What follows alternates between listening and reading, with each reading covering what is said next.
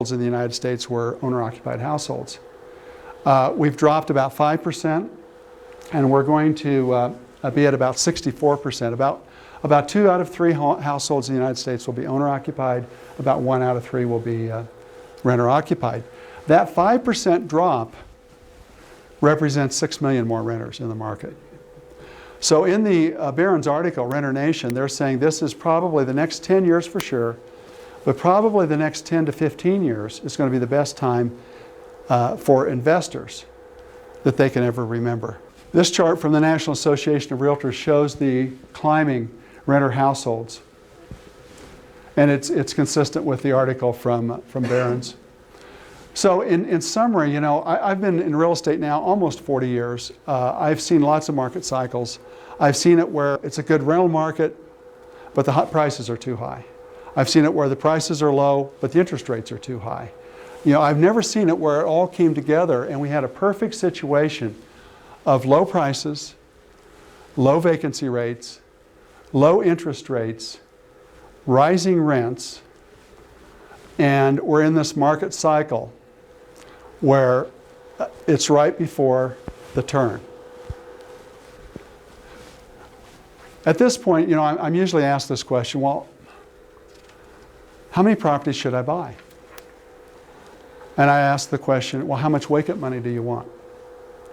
You know, there is no right or wrong answer. It's whatever it is for you. How much wake-up money do you want? What would happen if you set a wake-up money goal? Let's just take as an example $100,000 a year. And what's funny is when I ask people, well, how much wake-up money would you like? Oh, I don't know. I said, well, why don't we start out with $100,000 a year? Would that work out for you? Oh, that'd be great. Yeah, oh, yeah, that would work. And so let's start with $100,000 a year. Now, every market is different, but in our market, how many houses would you need? In our market, you would need about 10 houses because you'll net about $10,000 per house when it's free and clear. So you want $100,000 in wake-up money per year, you need to buy 10 houses, okay? In our market. In some markets, it would be maybe more houses or less houses. So the goal here would be 10 free and clear houses. At that point, you would have what we call enough. And let me show you what that looks like when you set a goal. What you want to do is you want to write down, you know, what your wake-up money goal is, how many houses you want to own, by when do you want to assemble those houses, and then when do you want to have them free and clear. I'm going to show you how to get them free and clear. You can get them free and clear faster than you can create them. Your debt, you're going to be taking on what kind of debt? Good debt. And it looks kind of like this. You'll take on debt buying these houses until you get enough houses. Enough houses for you is 10. Now if you wanted $200,000, enough houses would be how many? 20. If you wanted $50,000, enough houses would be 5 houses. Okay? It's whatever it is for you. But once you get enough, then the mission is to what? Start learning, getting them free and clear. Start paying them off. So let's talk a little bit about how you do that. Well, first of all, our advice is that you attack one property at a time. It's a lot easier to get them free and clear than people realize. If you're just paying them all down equally, it can take a while. What you want to do is you want to attack one property, get that property free and clear. That property then will just start to throw off cash flow, and you can use it to start paying off another one. Then you have 2. Well, you use those 2 to pay off 2 more. If rates drop, leave the payment the same and speed up the payoff. When interest rates drop and people refinance, what do most people do? They lower their payment. The smart investor leaves the payment the same and it pays off faster. I remember back in the 80s, we had interest rates of 17.5%. And Pat and I wanted to buy this building of these 4 townhouses that sat right on this lake. And the builder was going to hold on to those, but because of circumstances, they decided that they would sell them. And they would buy the interest rate down from 17.5% to 13.5%. And we thought we got a great deal. We're buying these townhouses at 13.5% interest rates. But we could see kind of the light at the end of the tunnel. We could see rates were going to start to go down. And so as the rates began to drop from 13.5 to 12.5 to 10.5 to 9.5, every time they dropped a couple percentage points, we would refinance. But we kept the payment the same. And it was a 30-year loan. We ended up owning those properties free and clear in 11 years. Okay? And that was how we did it. I'm usually asked this question now, well, I'd like to do this, but how do I come up with a down payment? I don't have a down payment. Well, there's a couple of sources. One way would be the old-fashioned way. Keep your expenses low as your income's going up and invest the difference. Okay? If you're in that situation, good for you. If you're not in that situation, another thing to look at would be, do you have money in stocks? What we're seeing is more and more people are deciding, I don't want to put my money in the stock market. I want to put it in real estate because I understand it. Okay? Or I want to take money out of the stock market and put it in real estate. That might be an option for you as a source of down payment. Another option might be your retirement plan. We're not suggesting you cash in your retirement plan, because if you cash in your retirement plan, you're going to pay taxes and penalties. What we're suggesting is you restructure your retirement plan so that you have a self-directed retirement plan. You have an administrator who will let you invest in real estate. Your retirement plan buys real estate. We have many, many, many of our investors who own real estate in their retirement plan. I own, of our properties, 8 of them are in my retirement plan. And so that's a source of down payment. You know what? You could refinance your existing investment properties to buy more. I remember when we were trying to get to our enough, we bought, we had 4 properties and we refinanced those 4 and bought 3 more. And then ultimately our goal was to get to 10. And then once we had those, then the goal was to get them free and clear. Then they were throwing cash like crazy. We didn't know what to do with it, so we just kept buying them.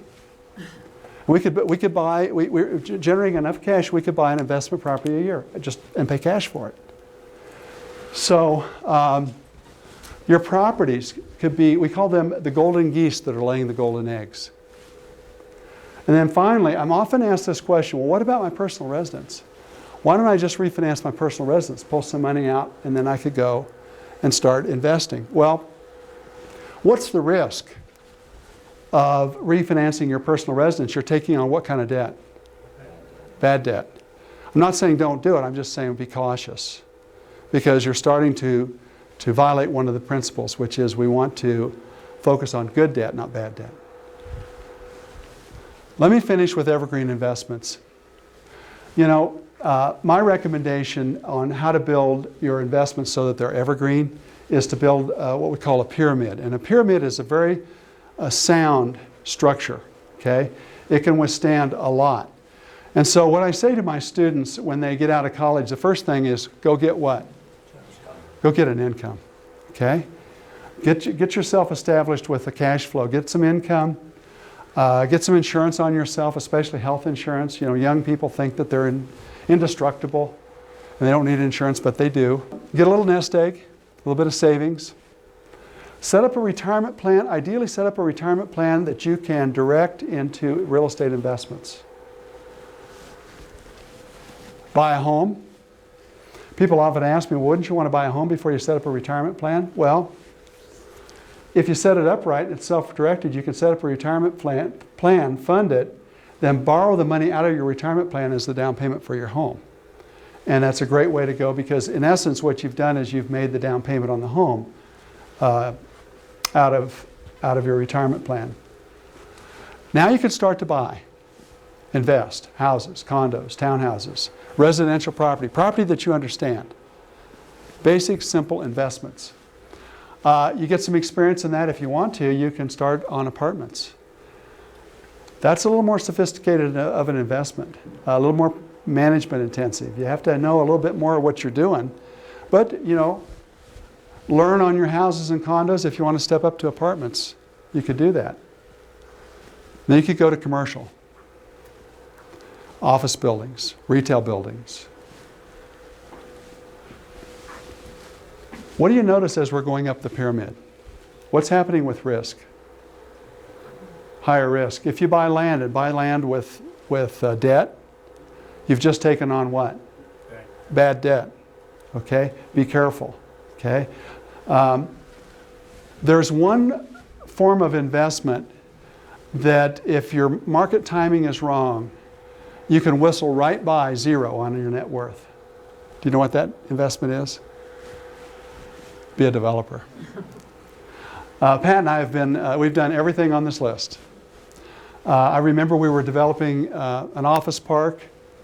When we started that development, the prime rate was 9%. We were 2 over prime.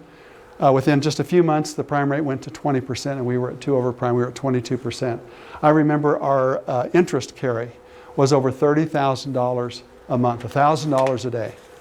And I had to explain that to Pat. And my income was about $5,000 a month, and our interest was about $30,000 a month.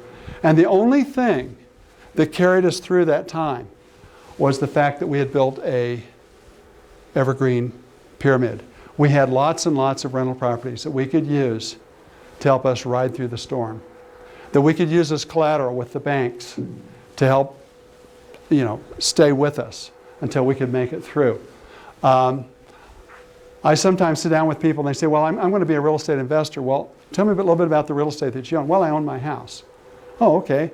And so what is your next objective? Well, I want to be a developer. They want to go straight to the top. The most risky, and my recommendation is be smart about this. Build an evergreen investment pyramid. Let me finish with one last story, and that is how you help your kids go to college. Almost every parent I talk to, I say, what are some of the dreams for your kids? And they say, well, our dream is for our kids to go to college. Well, do you have a college fund set up? You know that 50% of the people in the United States who have a dream for their kids to go to college, they don't have a college fund set up. They want the kids to go to college, but they have made no plans, really, for their kids to go. Of the 50% who do have a fund, most of those have less than $5,000 in that fund. So here's the easy way to pay for a college education. When that child is young, when they're 2 or 3 years old, buy a house, a rental house for them, and put it on a 15-year loan. 15 years later, when they're ready to go to college, you own that property free and clear. They can go to just about any college they want to. You could either sell that property or you could just use the cash flow from the property to pay for their college education. It is the easiest way to pay for a college education is through real estate. I remember when I first got in real estate in Colorado, and one of the first people that I met at a open house was a young couple from Wamego, Kansas. And I remember, because that's kind of in my stomping grounds in Kansas, we used to play each other in football, and so we had an immediate connection. And they're just a young couple starting out, and I helped them find a house. And I remember sitting at their kitchen table, we're signing the papers, and they're so excited about their buying this house. And their little girl was just a toddler. She was maybe a year or two old, kind of toddled across the kitchen floor there. And I looked at her and I says, what are the dreams for your daughter?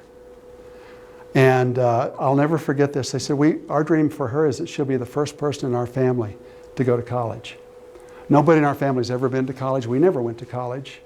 And that would be our dream for her. And I said, well, I can show you how to do that.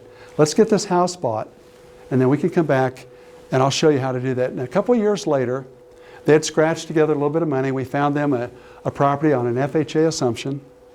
The owner carried a little bit. They got in without much. And that loan, I think, only had about 15, 16 years left on it. And I didn't think too much more about it. And about 20 years later, I get an invitation to a graduation ceremony at the University of Colorado. And I looked on there, and it was this young couple, and it was their now grown-up daughter who was graduating from CU. I remember going over to their house. I remember they were so excited for us to come. I remember pictures in the backyard. They wanted me in the picture because they said, Larry, you're the one who helped us get our daughter to be the first generation to go to college. So real estate investments can accomplish a lot. They can accomplish wake-up money for you. They can accomplish the hopes and dreams for your kids. I hope you learned something today, and I want to thank you for taking the time and investing your time here, and I want to wish you the best on the path to wake up money. Thank you very much. Thank you. Thank you. Thank you.